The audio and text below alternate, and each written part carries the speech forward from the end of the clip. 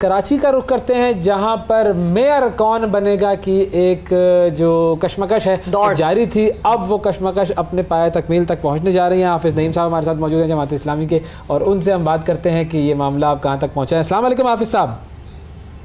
वालेकुम अस्सलाम वरहमतुल्लाह। हाफिज़ साहब बहुत शुक्रिया, आपने प्रोग्राम के लिए वक्त निकाला। ये बताइए मेयर के इलेक्शन के लिए क्या तय पाया है, कौन किसको सपोर्ट कर रहा है, किससे इत्तेहाद कर रहे हैं आप लोग? देखें, जमात इस्लामी ने एक बहुत बड़े पैमाने पे कामयाबी हासिल की है और अब पीटीआई ने जमात इस्लामी की हिमायत की है। तो जमात इस्लामी और पीटीआई के जो सीटें हैं वो रिज़र्व सीट्स मिला के सब मिला लें तो हम अल्हम्दुलिल्लाह अक्सरियती जमात हैं और इसके नतीजे में इंशाअल्लाह मेयर जमात इस्लामी का होगा और अगर हमारे पीटीआई के दोस्तों ने कबूल किया तो डिप्टी मेयर उनका होगा। सही है, ठीक है। अच्छा, और ये भी बताइए हाफिज़ साहब कि पीपल्स पार्टी ने भी आप लोगों से रब्ता किया था, तो उनकी तरफ से क्या ऑफर की गई है आप लोगों को? नहीं, पीपल्स पार्टी से रब्ता तो जाहिर है कि हम रब्ता करने में तो हमें कोई मसला नहीं, लेकिन पीपल्स पार्टी ने जो रवैया जो इख्तियार किया है वो रवैया तो जमहूरियत का मजाक उड़ाना, इलेक्शन को मजाक बना देना, सीटों पे कब्ज़ा करना, रिकाउंटिंग के ज़रिए नताइज बदलना, इलेक्शन कमीशन उनकी ए टीम का किरदार अदा करे। अमलन जो है इलेक्शन कमीशन सिंध में पीपल्स पार्टी का ही नाम हो और अगर हम मरकज़ी इलेक्शन कमीशन के पास जाएँ तो वो भी पीपल्स पार्टी के लिखे हुए फैसले सुनाए, उसको हाई कोर्ट में चैलेंज करना पड़े, स्टे लेना पड़े, रगड़ा खाना पड़े और फिर कुछ भी नहीं बचे तो फिर नतीजे तब्दील कर दो। नतीजे तब्दील करने से भी बात नहीं बने, कब्ज़े कर लो, ज़िमनी इंतखाब में आप सीटों पे कब्ज़ा कर लो, फिर नतीजे बदलो। इस सब के बावजूद भी पीपल्स पार्टी की गिनती पूरी नहीं हुई। तो अब अगर पीपल्स पार्टी ये कहती है कि जनाब हमारे नंबर ज़्यादा हैं तो हमारे साथ बैठ कर बात करो, तो ये तो ज़्यादती है। अगर जेन्युइनली उनके नंबर ज़्यादा होते तो हम इतना हौसला रखते हैं कि हम उनके साथ बात भी करते और उनकी इस अक्सरियत को कबूल भी करते, लेकिन वो ज़बरदस्ती धौंस और धांधली के ज़रिए से ये काम करें। और अब तो उन्होंने एक और तरीक़ा इख्तियार कर लिया कि वो पीटीआई के लोगों को जो है वो इन हालात के तनाजुर में दबा रहे हैं और इनके मुकदमे बना रहे हैं, किसी को जेलों में मुंतकिल कर रहे हैं, किसी को ज़बरदस्ती वफादारियाँ बदलने की कोशिश कर रहे हैं।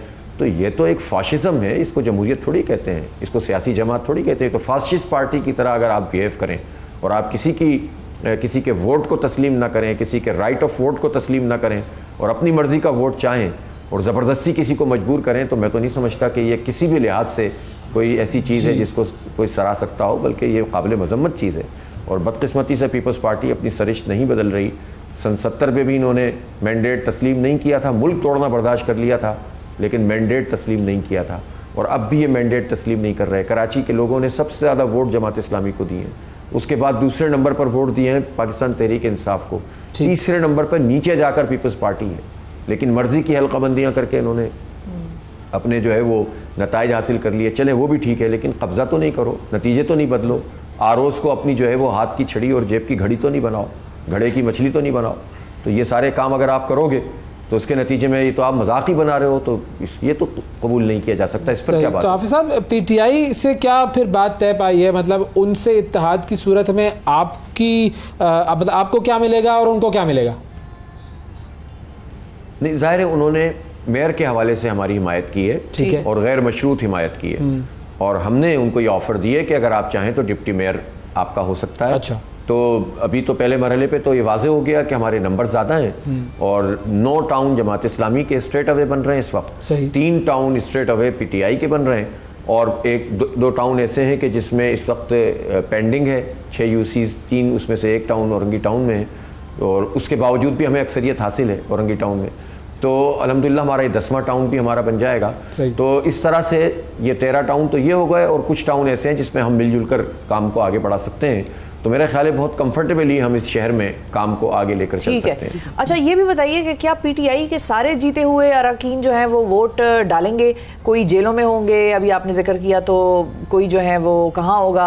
अगर वो ना आ सके तो फिर आपके वोट कम नहीं हो जाएंगे? नहीं, ये तो जिम्मेदारी है इलेक्शन कमीशन की और ये जिम्मेदारी है हुकूमत की, ये जिम्मेदारी है रियासती इदारों की कि अगर लोगों को ज़बरदस्ती जेलों में रखा हुआ है तो उनको प्रोड्यूस करें।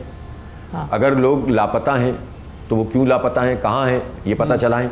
और अगर लोग भाग रहे हैं इस खौफ से कि उनको जो है वो आप पकड़ के ज़बरदस्ती हिमायत हासिल करना चाह रहे हैं, तो ये तो रियासत का काम है, रियासती इदारों का काम है, ये तो इलेक्शन कमीशन का काम है कि वो ऐसा इन्वायरमेंट पैदा करे जिसमें लोग अपना वोट का हक तो इस्तेमाल करें इसीलिए तो हमने इलेक्शन कमीशन से कहा कि ये जो हालात इस वक्त चल रहे हैं पकड़ दकड़ के, इसमें तो ये मजाक बनेगा। आप थोड़े दिन आगे बढ़ाएं। आपने 2.5 साल इलेक्शन नहीं कराया पीपल्स पार्टी के कहने पर, आपने 4 दफा पीपल्स पार्टी के कहने पर मुलतवी करवाया, आपने 2 महीने 15 जनवरी के इंतखाब के बाद ज़िमनी इंतखाब का 2 महीने तक ऐलान नहीं किया, वो भी पीपल्स पार्टी के कहने पर। अब पीपल्स पार्टी को इलेक्शन जल्दी कराने के लिए वो एहतजाज कर रही है, तो ये समझ लेना कि वो क्या करना चाहते हैं।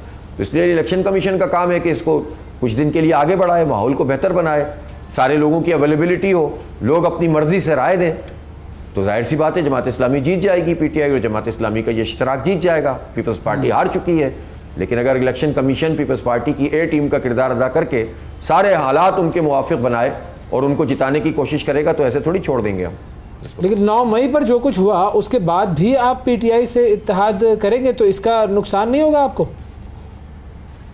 देखिए, पीटीआई एक सियासी जमात है, पाकिस्तान की नंबर 1 सियासी जमात है, और पिछली हुकूमत भी उनकी थी, और इस वक्त भी जितने सर्वेज हो रहे हैं उसमें पीटीआई को बहुत बड़े पैमाने पे मुल्क भर में अक्सरियत हासिल है।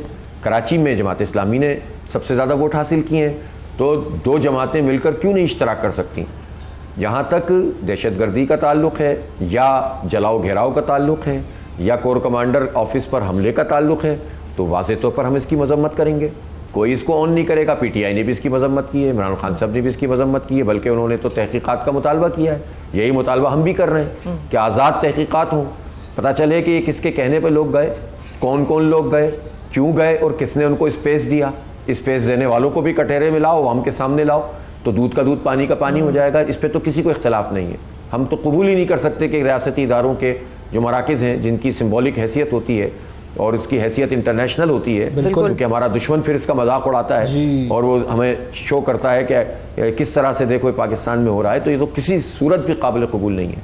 लेकिन एक सियासी जमात पर इसको बुनियाद बनाकर जो है वो क्रैक डाउन करना और अपने मकासद हासिल करना, और ख़ास तौर पर ये जो पीपल्स पार्टी यहाँ अपने मजमूम मकासद हासिल करना चाह रही है, ये तो काबिल कबूल नहीं हो सकता।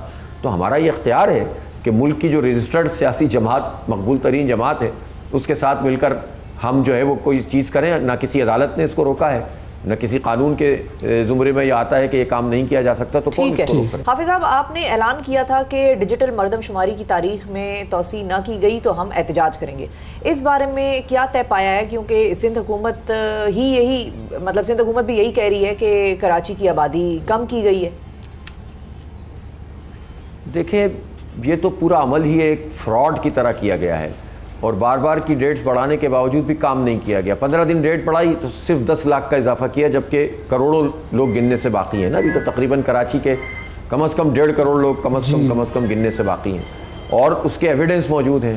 हाई राइज बिल्डिंग में आप जाकर देखें तो अभी भी आपको पता चलेगा कि कितनी जगहों पर आपकी काउंटिंग ही नहीं हुई है। लोगों ने बताया कोई अमला ही नहीं आया, कहीं पर फॉर्म दे के चले गए तो पलट के नहीं आए। हाँ, ऐसा ही हुआ है बहुत जगह। खाना शुमारी तक में कहीं कहीं नज़र आता है कि नहीं हुई है, और फिर खाना शुमारी जो दबाव पड़ा, खाना शुमारी हो गई तो लोगों को नहीं गिना है। तो अपनी मर्जी से नताइज बनाने के लिए जिस तरह पहले हुआ था वैसे ही अब करना चाह रहे हैं, तो ये तो कैसे कबूल किया जाएगा? ये सिर्फ इस बुनियाद पे तो कबूल नहीं किया जा सकता कि हमने मुद्दत बढ़ाई थी और हम कितनी मुद्दत बढ़ाएं। आप मुद्दत बढ़ाए बगैर सारे काम कर लेते तो हम क्यों मुद्दत बढ़वाते आपसे?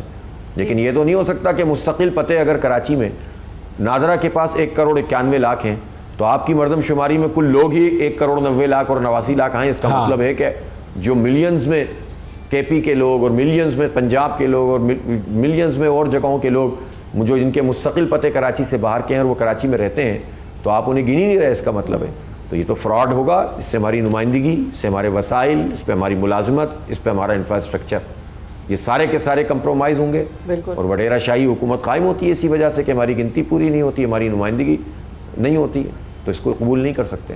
अच्छा, आपने ये मुतालबा भी किया था कि हुकूमत जो है वो के इलेक्ट्रिक के लाइसेंस में तोसी ना करे, तो इस हवाले से आप क्या कर रहे हैं? क्या शिकायत हैं अब आपको के इलेक्ट्रिक से? मुझे नहीं, 3.5 करोड़ लोगों को मुश्किलात हैं। आप देखें तो सही, बदतरीन लोड शेडिंग करते हैं। आप देखें तो सही, सबसे ज़्यादा महंगी बिजली कराची में बनती है। ऐसे आप ये देखें कि किस तरह से ख़राब और फरसूदा बोसीदा प्लांट चला रहे हैं। इन्वेस्टमेंट इन्होंने की नहीं, और उन प्लांट को चलाने के नतीजे में जो फ्यूल ज़्यादा खर्च होता है उसका खर्चा भी आवाम के ऊपर डाल, हमारे ऊपर ही आता है। प्रॉफिट में वो, और जितना खर्चा होगा उस पर आवाम। तो हम क्यों बर्दाश्त करें इनको? जनरेशन को कौमी तहवील में लो और इनका डिस्ट्रीब्यूशन का लाइसेंस ख़त्म हो रहा है तो इसको ख़त्म करो, और तमाम जो मल्टीपल कंपनियां उनको लाओ, कंपटीशन कमीशन ऑफ पाकिस्तान से गुजारो, ज़्यादा कंपनियां होंगी, कंपटीशन होगा। उसी तरह ट्रांसमिशन का भी जो लाइसेंस है वो मनसूख करो इनका। इन्होंने तो करप्शन की है, लूटमार की है, वाइट कॉलर क्रिमिनल बैठे हुए हैं इसकी पूरी बड़ी बड़ी सीटों के ऊपर। खुद अपने अमले के साथ इनका सलूक देखें, एक इंजीनियर को क्या वक़्त देते हैं, एक इलेक्ट्रिशियन को क्या वक़्त देते हैं, एक आम आदमी को के इलेक्ट्रिक में क्या मराहत हासिल है, और जो एक माफिया जो बैठी हुई है वाइट कॉलर जो जो जो टेक्नोक्रेट के नाम पर, या मैं इसको कहता हूं कि कारपोरेटोक्रेसी जो इन्होंने अपनी मचाई हुई है, इन जालिमों ने तो निचोड़ लिया है पूरे कराची को, तो इनको तो हम किसी सूरत कबूल नहीं कर सकते। सही है, ठीक है। तो सिराजुल हक साहब की इमरान खान साहब से मुलाकात हुई, इस हवाले से आपकी क्या राय है? क्या पाकिस्तान तहरीक इंसाफ और जमात इस्लामी के दरमियान पूरे मुल्क में इंतखाबी इत्तेहाद जो है वो मुमकिन है? जब इलेक्शन होगा तो उस वक्त ज़ाहिर है हमारे जो भी डिसाइड करने वाले हैं, डिसीजन मेकर हमारे फोरम्स हैं, और हमारा जो पूरा जमात इस्लामी की लीडरशिप है वो फैसला करेगी। इस वक्त तो कराची में ये फैसला हुआ है कि पीटीआई और ने जमात इस्लामी की हिमायत की है मेयर की, और हम दोनों मिलकर जो है इस मेयर का इंतखाब को लड़ेंगे। और जाते जाते सर आखिरी बात, तो मतलब आपको फिर हम मेयर बनने की मुबारकबाद दे दें?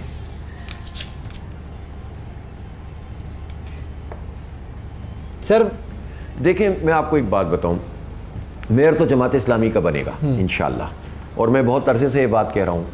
लेकिन पीपल्स पार्टी अगर ये चाहती है कि एक वाज़ेह चीज़ नंबर्स में भी मौजूद है, अब तो कोई दावा नहीं है ना, अब तो कोई मुहिम थोड़ी चल रही है जिसमें सब दावा करते हैं, अब तो नंबर्स आ गए हैं जिस नंबर्स को पीपल्स पार्टी कबूल कर रही है। उसके बावजूद भी अगर पीपल्स पार्टी ये कहती है कि मेयर पीपल्स पार्टी का होगा, तो सवाल तो आप उससे करें। हम तो अल्हम्दुलिल्लाह मेयर बनने जा रहे हैं, जमात इस्लामी तो मेयर बन रही है और इंशाअल्लाह बनेगी, और इस शहर के लिए बहुत नेक शुगून होगा, इस शहर के लिए बहुत अच्छा हो जाएगा। लोगों की तमन्ना है।